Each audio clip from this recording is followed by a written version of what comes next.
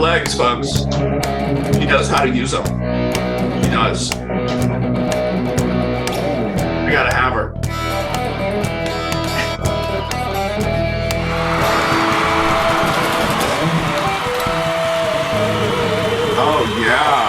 Oh yeah. Way to go. Way to go. You know, it's great with every coffee talk musical intro, especially where we make ourselves look ridiculous, which we probably didn't really do that today. We also make ourselves less employable by people who might stumble upon one of these videos and go, what the hell? Yeah. We edge out Joe Rogan just by a little bit every week. Yeah. And we will not get kicked out of Spotify. Dude, think about it. Here's the thing. We're not making what do you call those e-sport videos or any where you can have an audience of like hundreds of millions of people. How many people care about IoT in the world? Very few. We're actually catering to a very, very small audience, right? Yeah, like 4 or 5 people. Yeah, 4 or 5 people. That's about it. That's all that cares. Yeah. But that's actually a reality. Think about it. If we wanted to get 100 million views, and if that's all that mattered in the world, you know what? Last night I ended up watching this YouTube video of some dude playing Fight Night, EA Fight Night, the boxing game. Okay.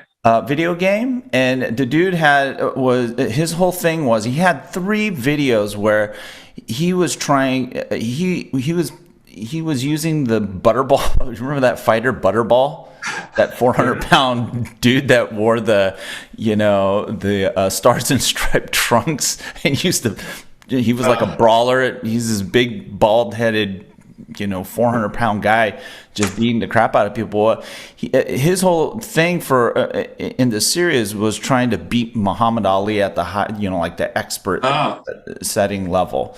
And he tried 3 times, and this third time he beat Muhammad Ali. Each of these 3 episodes had over 2 million views. So if we wanted to get those types of garbage truck type numbers, that's what we do. We wouldn't be talking about IoT. I think a waste of time for that objective. Actually, just based on the last 45 seconds of what I've been hearing, we really are on the Joe Rogan show, I think. It sounds like to me. Yeah. We got Butterball.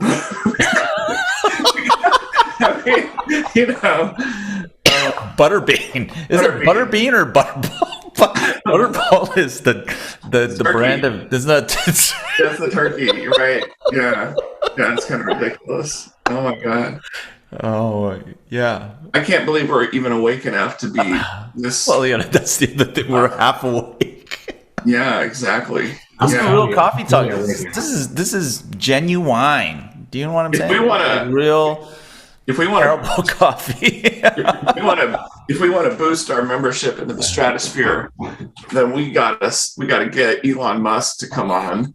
Oh yeah. And do a live stream on YouTube with Elon, with everybody drinking whiskey or smoking a blunt, something like that. That's how we're going to get. That would be a real show. There you go. Yeah, absolutely. I know. We need to find that carrot though. So what's going on, guys? What's big in the world of IoT? Well, everyone's throwing up their, after Sigfox announced that they were going on receivership, all of a sudden the whole internet, I know that was going to happen. So that, and it's still trickling. Like, I think I saw a brand new post from yesterday of I predicted this. I'm like, well, where's your original prediction, pal? Yeah. But so lots of that going on. That sounds like the NVIDIA ARM deal. ARM deal. Yeah. Now every single analyst is going, oh yeah, well, we knew that it was never going to happen. It's like, really? So I heard. Let me go back to 2020. About September 2020, or even before that, when they made the announcement. What did you think then? 5 stars. Oh, it's gonna create the biggest, greatest semiconductor company in the world. Blah blah blah. It's like, okay, How about, this is probably not going to happen. Related to what David, though, was saying about Sigfox, I heard from a friend of ours in Europe that there is a open data room for Sigfox, kind of like when you would be doing an M&A thing and doing due diligence on someone you're going to acquire. Apparently, Sigfox has a open, like maybe it's ruled by the courts in France or something. Basically, you can go in and find out everything that has ever happened at that company. All the data, all the customers, all the deals, all the everything is open for viewing. Am my videos garbled? Yeah, it's nasty. Just the audio. I mean, we can hear what you're saying. It just sounds weird. It's garbled. Yeah. I'll take it. There's an echo. You wanna dial back in? Yeah. Okay. It's like his throat just got malware or something. Yeah. Really scratchy. Yeah. So I'm a Peloton. Well, I was going to say I'm a Peloton user. Talk about Peloton. I have a Peloton. That doesn't mean I've used it for a long time, but we really have. And I think 2 days ago, I get an email from the CEO, not just David Vasquez personally. I suppose a bunch of other subscribers. Uh-huh. And anyway, it just talks about, the guy stepping down, John Foley, and it's being, blah, blah, blah. And I kind of I'm like, okay, whatever. And then I get hit up with the 2,800 people that will no longer call Peloton home. And then I go back to the email. I'm like, why did this guy not make a reference about all these folks that were impacted? And do something to put him out there. There was none of it, and I don't know. It didn't make me feel great about the brand. The good thing is, that there's been a lot of impacted managers within Peloton that took it upon themselves to say, "Hey, 2,800 of us are gone. I'm here to give anyone references. There's a Google list with names and titles." Like they took it upon themselves for those people that want to jump into something else right away, at least get visibility. And I thought that was just really good grassroots from the bottom up, and just zero GAF from the top down at Peloton. Yeah. And of course their stock went up because you just let go 2,800 people.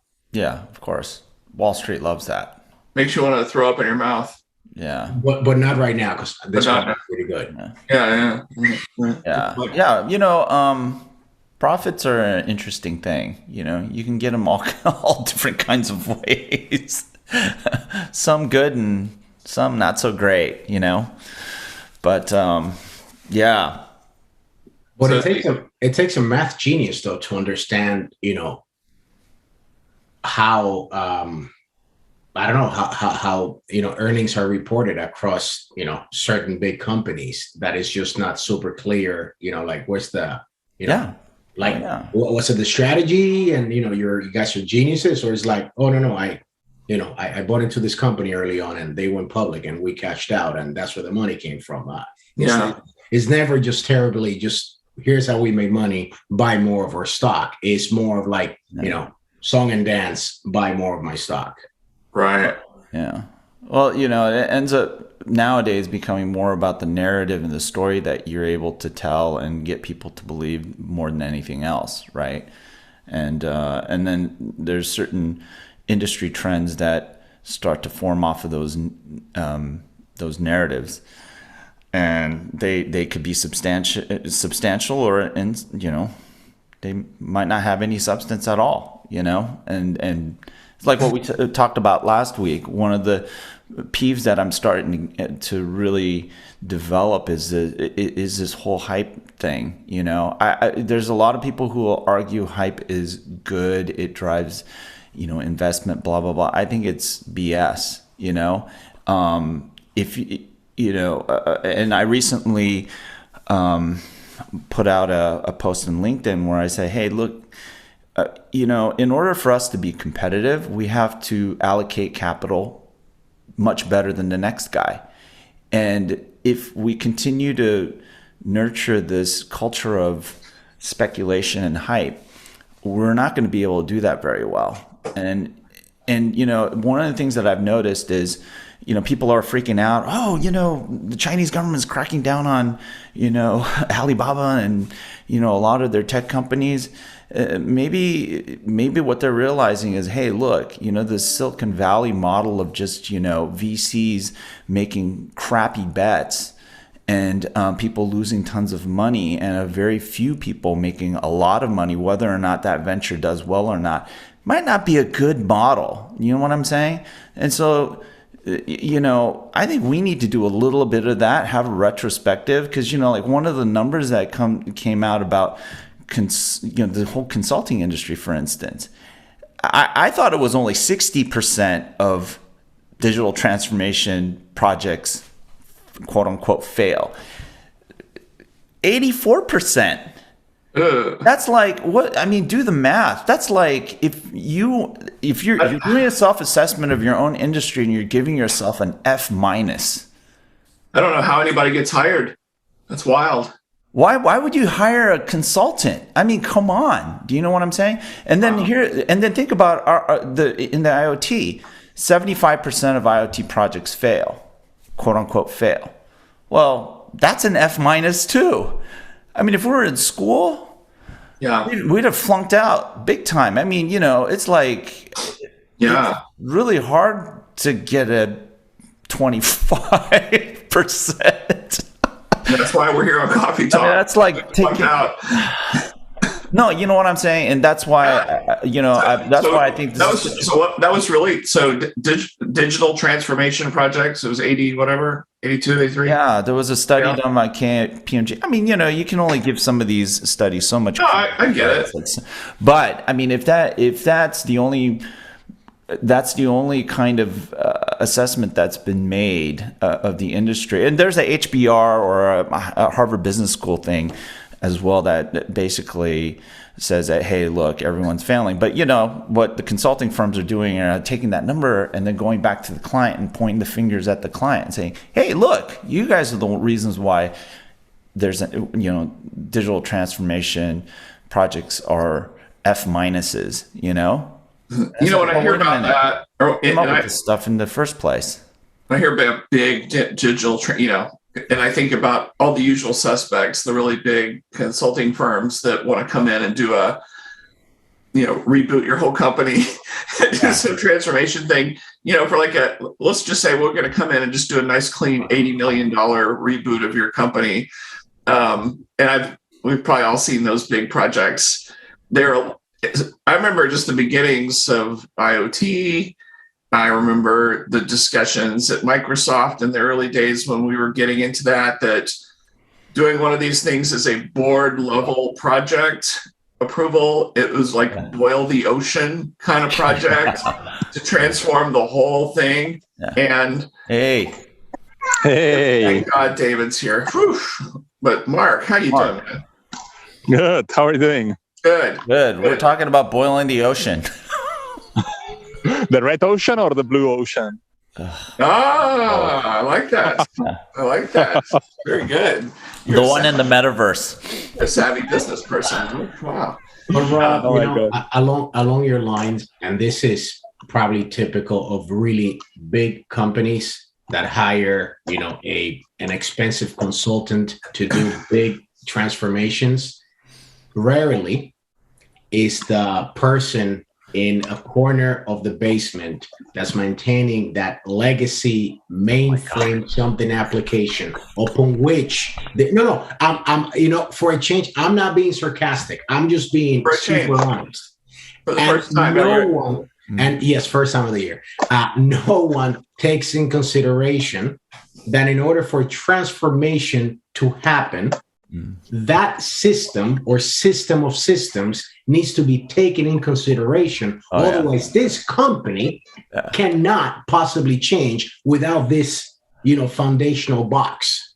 And it's and sometimes like board level decision.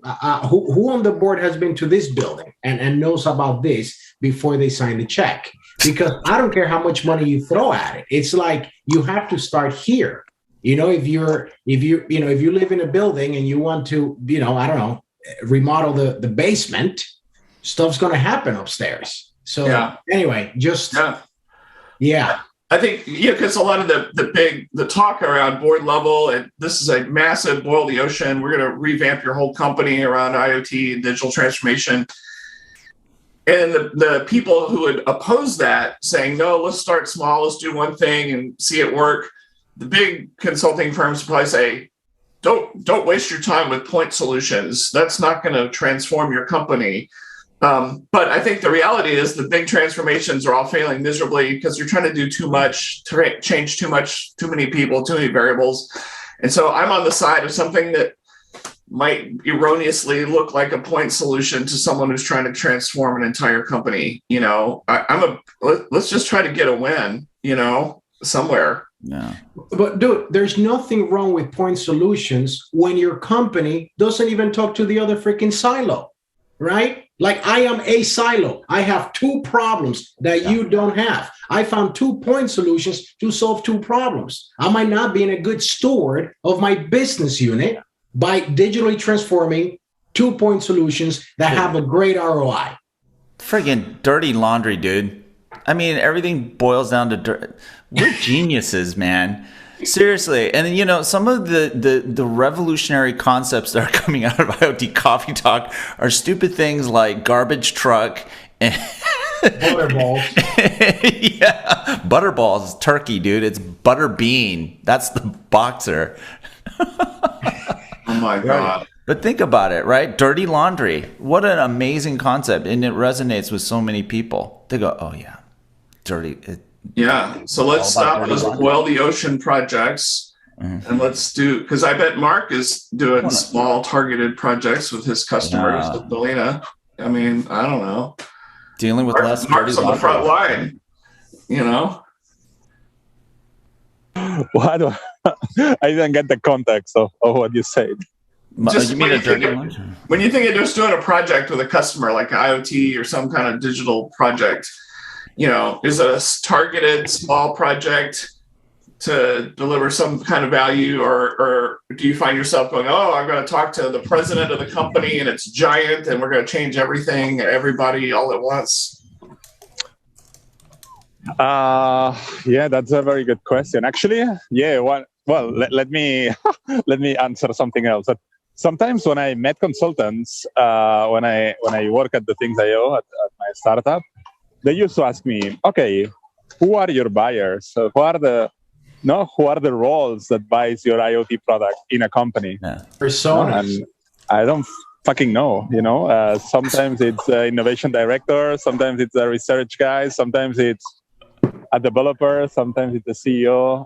I didn't have the persona or the right, but probably it was my fault. I didn't do it well. But I don't know if you were in the same situation in the past as well. Yeah, that's a good point. By the way, that's a bad word, right? What? You did drop an F-bomb, but it's okay. It's late afternoon in Barcelona. It's okay. I didn't hear anything. What was a bad word? I'm learning too much English lately. What did I say? The F word. Okay. We're prudes. We're Americans. It's interesting though, as you would discover, Marc, because of the nature of how you ran your business. It was a website, right? It was like come to thethings.io and sign up, do a trial, as opposed to some company that maybe had a sales force who's actually going out and trying to sell the thing. Folks, the reason this consultant bothered to ask Marc who his customer was is because the consultant had done zero research before meeting Marc, because he or she wanted to make sure to capture those billable hours for the first freaking question. Like, hold on. Sign here. Okay, what is your name? Because now I've got cash flow coming in. Yeah. There you go. No, maybe now I have a better impression. It's like maybe he or she was in another IoT project and didn't have any clue of what to say to the other customer. Yeah. And he or she asked me. but you know what? I think that you guys might be touching on something important, because what you're describing, Rob, is kind of this consumption model approach that a lot of IoT companies have taken, right? Because everything needs to be everything as a service business model, blah, blah, blah, kind of nonsense. Think about it. That's what everyone's talking about, because we've talked about in previous episodes, and folks, if you haven't seen the episode, go and search for it. We've talked about scaling IoT, and that's that mentality, because we think that cloud is the whole business model and stuff that are the fundamental, let's say, tenets for a service provider, is that the infrastructure is scalable, the business model is scalable. But when you really think about it, the problems that we're trying to solve, especially out in the quote unquote edge, are very specific. They're really not that scalable. As an operator, as a service provider, yes, scalability might be important, especially if you're taking that consumption model approach. But for the clients, it's not. They want the easy stuff. They want it easy. But the way that the people who are trying to bring IoT solutions to the market, they have to deal with the fact that the solution, right, not just the service or the technology, is complex and it has to be very specific for the customer. And let me add here another variable on the equation, Leonard, because lately I'm having discussions about how to convert legacy factories into digital transformation and things like that. And don't forget the equation that maybe it's going to kill jobs from people who are going to deploy that digital transformation projects. So it's not just about scalability on numbers on the cloud or whatever, or not even business models, if they are scalable or not, but as well, people jobs, or how the people who is in the production line, how their job is going to change, and if they want to change it, and the decision makers, they want to take that decision, even if they know that everything is scalable and they will optimize their production, blah, blah, blah. Yeah, that dirty laundry, right? And what you were talking about before, this episode's coming together somehow. It's kind of cool. Somehow, yes, skip the first 10 minutes and we'll be fine. But look, but now 2 comments also on the whole scalability thing, because it's who's asking and who are you asking the question to? I think in terms of these pick an IoT solution, everyone wants scalability and repeatability, right? Because that sounds really, really good to investors. But the reality is that, and again, maybe Marc could have a good view on this, is that a good chunk of the core of your solution, of your IoT thing, by the time you get to the customer, is going to change. But if you feel that you have 80, 90% repeatable all the time, and then, 20, 10 that has to be custom, that's super acceptable. So you are scaling and things are repeatable, but they just might not be repeatable from customer to customer. And we get lost there sometimes. We think, Marc, you did this for that factory, go do it over there. And, Marc will say, well, hold on, it's not the same. And now we just get all flustered. And we've done that to ourselves, by the way. So grab your guns, shoot, and shoot your feet out. Now, and then on the second part of Marc's comment, and I bring this back to a management perspective, that especially, factories around the world are super conservative environments. They're not just swapping things out every other day. So it is quite common that even changing out a line is a project that can take year or years. And when you understand that in a way to optimize means automation, and that what you're automating tomorrow will eliminate human labor when that gets put in, then, one of the good management questions is, how can I keep this employee? Because there's a skill set, right? They've been doing this thing. No one knows how to do it. There's no way to train anyone else. How can I take a year or 2 or however long it takes for me to retrain on something else to keep that person here? Now, that doesn't apply across the board, okay? If you're going lights out, it's called lights out for a reason.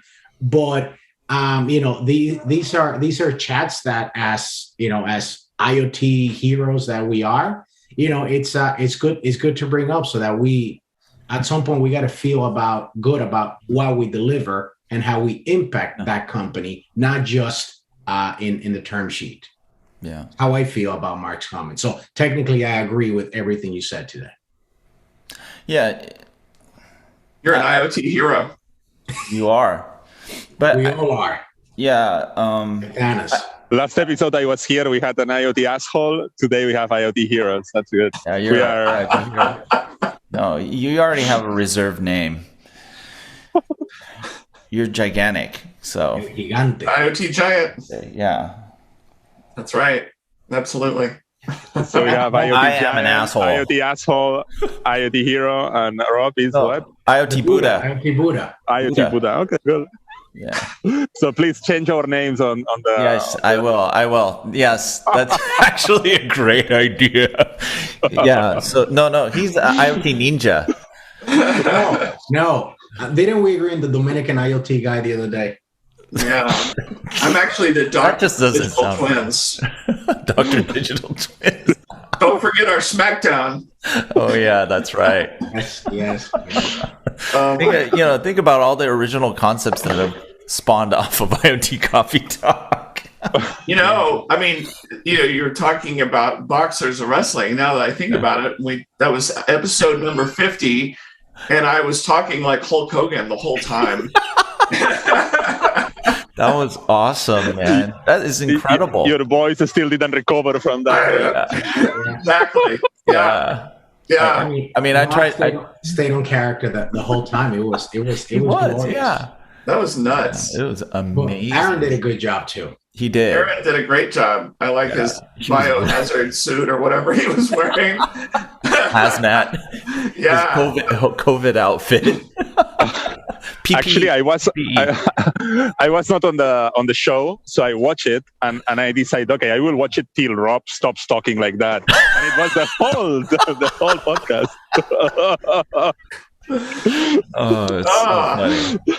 Well, maybe we should start also in future episodes talking about how well some of these players that we talk to are. When I think of Aaron and that whole deal, I remember I was talking about intelligent assets. Yeah. I think that's kind of the cornerstone of what Clearblade is zooming in on right now. It's kind of, Clearblade's really gone all in on the edge a lot in a big way. I think their big customers are in the rail industry and this intelligent asset thing, which I think is almost like an application they built on top of their platform. I don't know. It looks like we get some traction there. I have a question, a theoretical question for you guys. Do you have more experience than me on industrial IoT? It's a unified namespace concept, something a standard in the industry, or this is just a product from someone? I don't know. I'll give you my answer. It's not an industry standard per se, but it is a standard in the way that is bringing data from all these proprietary places and protocols into a single place. The way it does that is standardized to give you this, the name, right? Unified namespace. Short answer. So not an industry standard, but definitely the way it collects data is standardized. Okay, conceptually speaking, it's like it's a concept. Okay. Yeah. Thank you. I mean, I've heard it called an abstraction layer because it does have to abstract, proprietary data before it presents on the other side. I've heard it called data lake. What else? It's got a bunch of names, and you have high byte is all the rage, but you also have ignition, PTC to a certain extent, and then you get into spark plug and the other MQTT brokers, and depending what you're trying to do. But I will go. I will publicly plug high byte, and maybe we should have Omar on this thing too. Yeah, see if he'll make a donation to elevate our kids. I'll hit him up. Canadian. We take Canadian dollars too. So we take Bitcoin. Yeah, we take crypto as well. Yeah. So what happened to you, Leonard? Well, we'll take it. We're not putting money in it. There's a difference, right? We'll pull the money out, but we're not putting money in. So when we pull the money out, the price of Bitcoin goes down, right? Which is what everyone should do because it's a scale out. We're movers and shakers. Our transactions completely. You're funding the North Korea's nuclear program. Just remember that. Every dollar, every penny you put in. Seriously, you are. Why? They just stole like what, $400 million worth of Bitcoin. So if the price of Bitcoin doubles, triples, you're funding their program. Now, I think they've stolen a few billion, actually.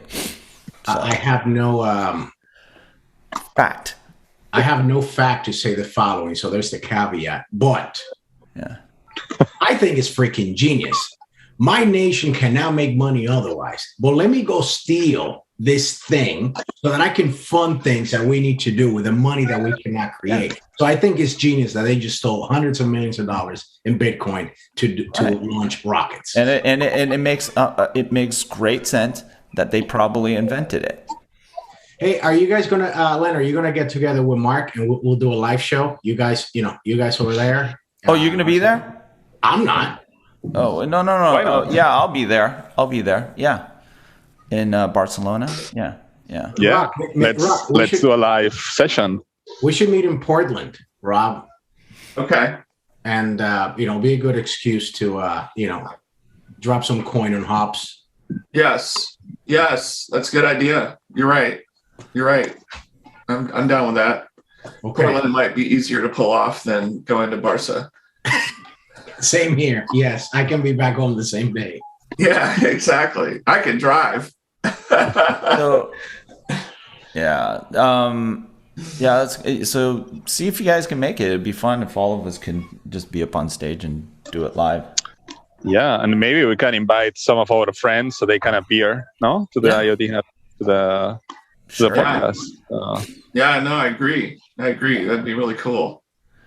I'm still almost figuring the whole thing out right now. Whether I'm gonna make it. I think you have to make it, Rob. Yeah. We will miss you if you don't fly here. Blackberry mojitos. And then I noticed the IoT Solutions World guys are doing their event just in May, or. But that's always smaller than Mobile Congress. Yeah. I mean, it's every year it's smaller than previous edition. I don't know why.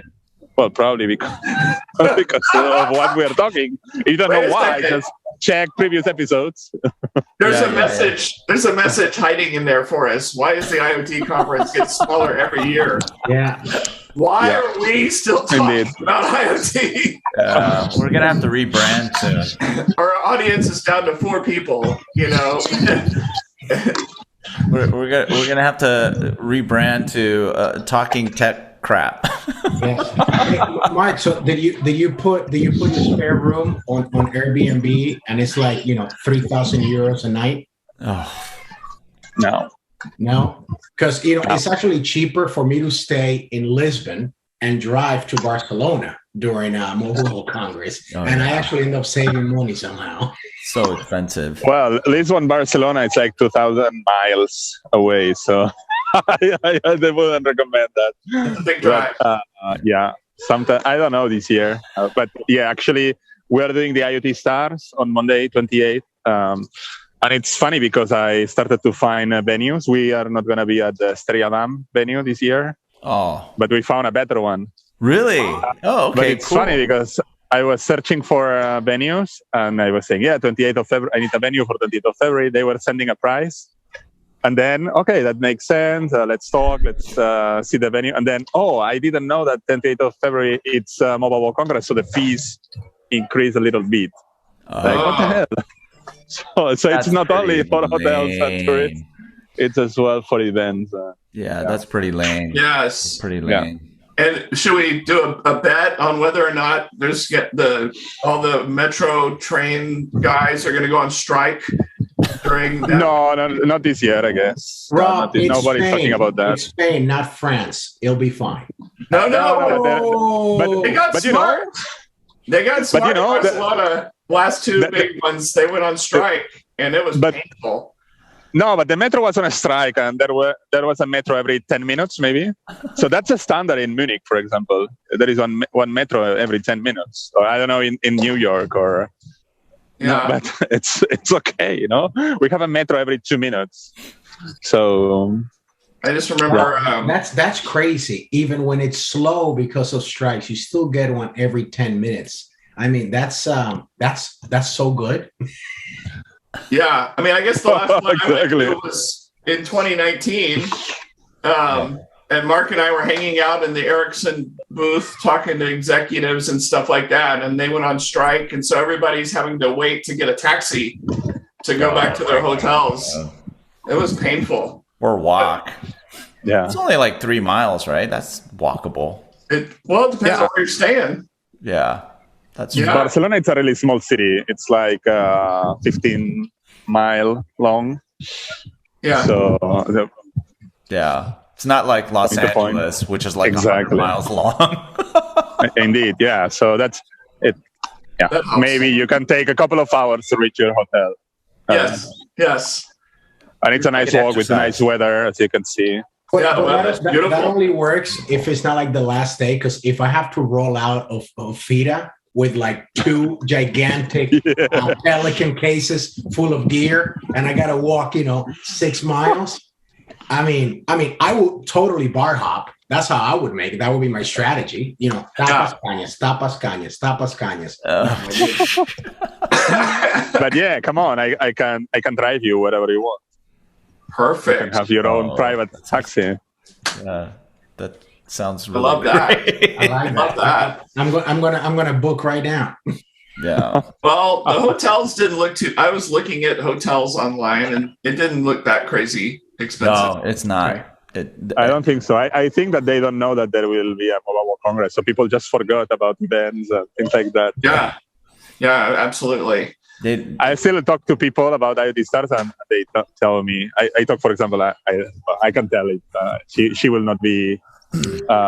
She will be okay with that. But I talk with Alicia Sin from Libelium. Hey, are you gonna come to Mobile World Congress? What? Is it gonna happen? So I'm sure that like most of the people it's like that. Yeah, what? Mobile World Congress is happening again? What? People is allowed to fly. I mean, there's a lot of companies that are showing up. I mean, how is she doing? How's Libelium doing these days? It's doing well. Yeah, I think they closed a big investment a year ago. Okay. So I think they have some gasoline now too. Okay. But yeah, I mean the market is tricky, and they are now working on building solutions. Yeah. I'm not sure how's this market. Yeah. But yeah. I wanted to say we should have her on the show sometime. Sure. Yeah. I watched some pictures and you were on the same round table with her, right? Yeah. Like 3-4 years ago. Yeah. Crazy. Yeah, those guys are doing some smart stuff. I haven't been following them much lately, but I mean, what's the new deal with them other than the investment? I mean, I think investment's cool, but big deals and making crap. I don't know. I didn't ask her, but maybe we can try to invite her here. She's really cool. So yeah. You're right. I remember when she announced that they were expanding and they were going to start doing solutions and helping build them, go beyond just selling hardware. Yeah. That's cool. So, yeah, I hope it's working out for her. Absolutely. That's the non-scalable part. I remember the first IoT stars, you and Rudy. And what's the name of the building? The crazy looking. Torre de las Zygos, it's called now, I guess, but it's Akbar Tower, yeah. Akbar Tower. And we did it in the basement, in the bottom of, that was amazing. Yeah, that was cool. Venue is incredible. Now it's Facebook offices. Oh, really? Okay. Wow. Really? But you don't want to work on those offices. Right. Yeah, people who work in Barcelona office, it's basically the people who need to check artisanal the videos that the artificial intelligence don't know if it's someone being killed by someone else or shit like that. Wow. Yeah, you don't want to work there probably in that Facebook department or Meta department. Okay. Wow. Interesting. Hey, David, did you put that banner up on purpose? Not he. No, his wife. No, the answer is no. And at the end of the episode, I will explain the background of it. But no, it was not on purpose. Okay. All right. Filter It's cool coffee, though. not I like people. it. That's good. Filter That's good. Yeah. Clearly, we are not filtered. No. We're unfiltered. And Marc is absolutely not fucking filtered today. Oh. Yeah, usually I'm not. I should. Should I? No. No. Jeez. Then you're gonna sound like my little boy. You mean smart? No, potty mouth. I don't know how he got it. I don't know who he got it from. From his dad for sure. Oh my gosh. You know, when you talk Maybe about, he's watching IoT Coffee Talk. I think so. He's been listening while we're recording. when I think about when we joke about rebranding and stuff like that, I always feel like the person who nailed it best, Chetan Sharma, he's always called it connected intelligence, which can cover so many things, mobile, IoT, all kinds of stuff. That always made sense to me, just connected intelligence. It's like, okay, we're covered. We're going to talk about iPhones today. We're going to talk about everything. Hey, do you know what happened this morning? Yeah. We all missed the Samsung Unpacked event. That happened an hour before we went on really? air. I didn't know that. Yeah. You should know that, Leonard. You're an analyst. No. I don't do cell phones all that much. You were going to talk about interesting? Huh? I don't know. I didn't watch it either. I guess I'll watch the recording or something when we're done or something. I don't know. And your mobile phone, it's fleeting with notifications about, did you see the latest mobile phone, etc., or not at all? Yeah. But that's an interesting sign as well. I mean, think about it. Samsung would always do their Unpacked event at Mobile World Congress. Yeah. The first night, they would have a big giant event. Yeah. Or first morning, whatever it is. Yeah. They actually do. They have an event. I'm going to it. So it's on the 28th. So okay. I think usually they have their Unpacked event in New York, and then they do some unveilings some big unveilings in Barcelona, or at least they had started doing that even pre-pandemic, if I'm not mistaken. But Stephanie knows probably the best. You know what's weird or sounds weird? I think this is super weird that consumers, they've been making just back to mobile phones for a second. There's two houses, Android, Apple. We all know that there's only a handful of manufacturers. So what I think is weird is why are mobile phone manufacturers still blowing a ton of money in doing events just to launch a phone? I mean, no. I'm just thinking about this. Big event and bring all the telcos. Can you just just ship them 1,000 units and hey, check it out. It's certified. It works on your network. Can they with the marketing budget? There's so many of them, and it's so easy to make them now. But I know what you mean. It doesn't seem like it's a big deal anymore. There's not a lot of competition like there used to be. No, and the relationships are established, and I think it maybe made sense. LTE is new. Boom, on 5G. But now, I don't know. They can just donate all that money to Elevator Kids or another amazing charity. Is what I was getting to. But hey, what do I know? It's funny you talk about an event. So a friend of mine posted I guess he had a YouTube video. It really warmed my heart. He had a video of a big launch event with Orange in 2003, launching the Orange SPV, which is a Windows mobile smartphone. And I don't know if you remember that little device. And I watched the whole thing, and it was just like they spent so much money. Everybody's got champagne. It's in this big. I think it was, they had it somewhere in London. It was just over the top, But it was so early, 2003. We're transforming the world with a smartphone from Microsoft. I traveled half of the West Coast for the Motorola Q. That was a Windows phone. Yeah. For the first version of the Palm OS. Yeah. And then when Palm and did the deal with Microsoft, we used to do these things, and I think it was necessary. It was something new that needed to be shown and explained and displayed, and yes, necessary. I just think but now, I mean, who hasn't seen one of these? Right. Yeah. Yeah. And I'm sure there's a number, but let's be honest. If you fall into the category of humans who have not seen one of these, you are also in a geography that, you'll have to work 11,000 years to be able to buy it too. Yeah. So you have to think in terms of tiers, and also consumers. Most of them don't, we make a big deal out of brands.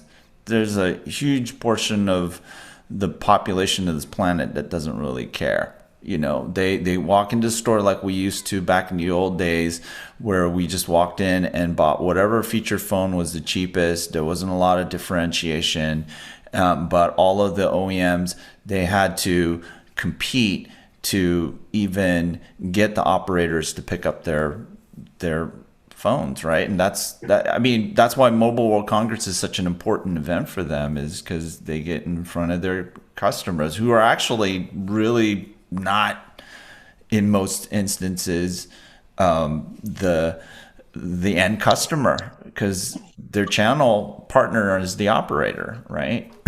In a lot of instances, especially for these no-name ones, that you've never heard of, that end up in the sort of like the commodity or the cheap end of the product, the product list. But it's interesting how the whole industry evolved. So I was on LinkedIn and I watched again this animation of the brands that were manufacturing mobile phones from the 90s till today, which is completely amazing. And you see how disruptive was the Apple, the iPhone and Android OS, on this industry, and how it killed a lot of companies. So created a lot. Created a lot too. I remember Mobile World Congress. They had for a couple of years. It seemed like. Do you remember Firefox having a phone? The Mozilla people built a Firefox phone or something. I know. Everybody spent so much. I got one. Yeah. Do you? Okay, it was terrible. It was the worst thing I ever had on my. Who had? Wasn't there a Symbian OS? Who had that? Oh, I wonder. Oh, maybe somebody from the Scandinavian countries. Yeah, Symbian was, I think Nokia, wasn't it? Yeah, Nokia. Yeah, Nokia. Yeah. Yeah, they put all their money on Symbian. Yeah. It didn't. You guys remember? Wasn't Brew a standard binary environment for wireless? Yeah. Oh God. Yes, I remember Brew. Yeah, I felt like Brew came to try to compete against J2ME, because J2ME in feature phones was the first kind of, I don't want to call anything a standard. None of them were really standards, but before we had smartphones, writing some kind of app, that was the thing. I also remember Steve Ballmer making fun of Sun Microsystems because he's like, you guys obviously don't know how to do business. He goes, if I was Sun, I'd find a way to get a nickel from every phone that's running J2ME for apps, He goes, you guys don't even know how to make money. And and you don't know how to dance, Steve. And he proved them right. He did. Woo! Yeah. Man. Developers. Yeah. But at the end, just as I think we devoted one episode or a couple about this, but at the end, the conclusion of the success of the iPhone was the App Store. it was that revolution that make it successful, or why Yeah, we are gaming. now on this situation? The games. It's all about the games. Yeah. I think Apple has always had something that no one else has, and it doesn't matter what the product is. Yep. The community.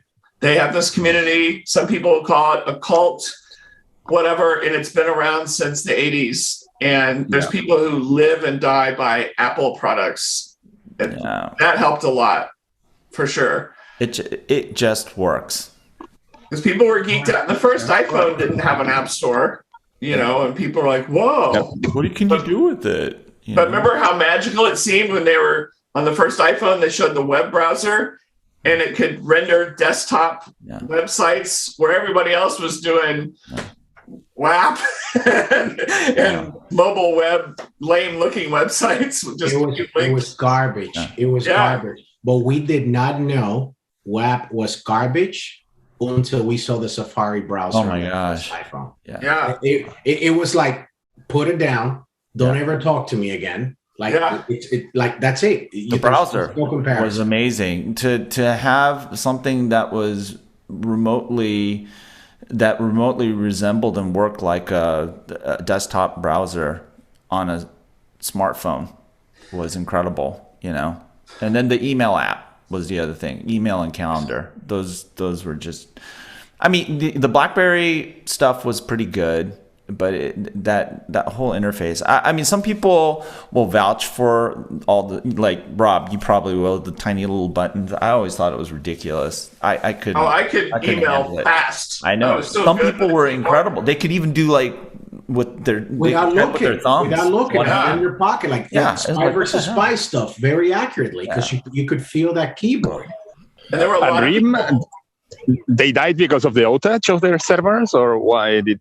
Well, yeah, of course, the iPhone and marketplaces, but the outage probably, you remember that they were offline a couple of days, and all the emails were through the servers on Canada. Yeah, they were offline a couple of days. I remember that. I think that killed them absolutely. At the time, I was when the iPhone launched, I was still in supporting retail. Oh, the screen went away. That's weird. Oh no, it's Marc went away. No, that's Marc. Yeah. And I would say that from a consumer enterprise view, you had, all of the executives from everywhere. It was BlackBerry world. It's a business tool. Anyway, and they've had it for years. And I think the story is true that one of the reasons iPhone picked up on the enterprise is because these executives, got shown this device. They're like, oh my God, this is awesome. Look at this browser. Yeah. And they literally went and told their IT director, make this work. Yeah. Literally. Because there was a lot of, like on a BlackBerry, I have a BlackBerry enterprise server. It is connected. It is here. I want my email on this phone. Make it work. POP3, I don't care. Make it work. Yeah. And, and then it just, started in the enterprise. Yeah. Every time you were flying in business class, everybody had a BlackBerry. Oh, yeah. Yeah. That was automatic. But you're right. People started, you see the dawn of the whole bring your own device age. And all these guys said, because no doubt about it, the iPhone was not an enterprise device when it launched. No. And it was focused at consumers. And I remember work that we were doing at Microsoft was working with them to get Exchange ActiveSync on the iPhone, and that was a big deal for us, and it was a big deal for them because every corporations were using Exchange Server for email. And the experience was legit. After you manually configure the server and you click next, it was just it's funny remembering people who saw this for the first time. Because they're out somewhere in a shop with one of these things, and when you say here, it's like, holy shit! Like my emails are here, and and you're going for the 1,000th time. Yeah, I know. Your contacts are there too, pal. Next. Amazing. But it was super cool. Now, now of course it works. Like no one else. It's just there. Yeah. Now you got to say this phone comes with the metaverse included. Yeah.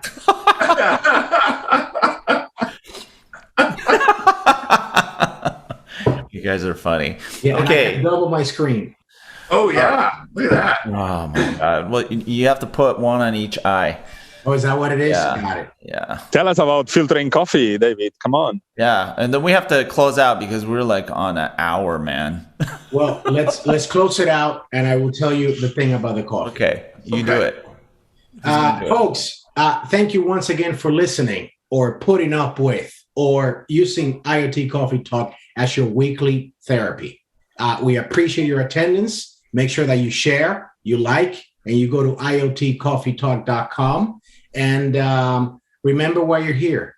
You're here to get it straight from us and to walk away with the nuggets. The nuggets are like a diamond in the rough. You really have to wait for that nugget to come out, but then there's value. And you can put that on your corporate PowerPoint presentation and make oodles of money and scale.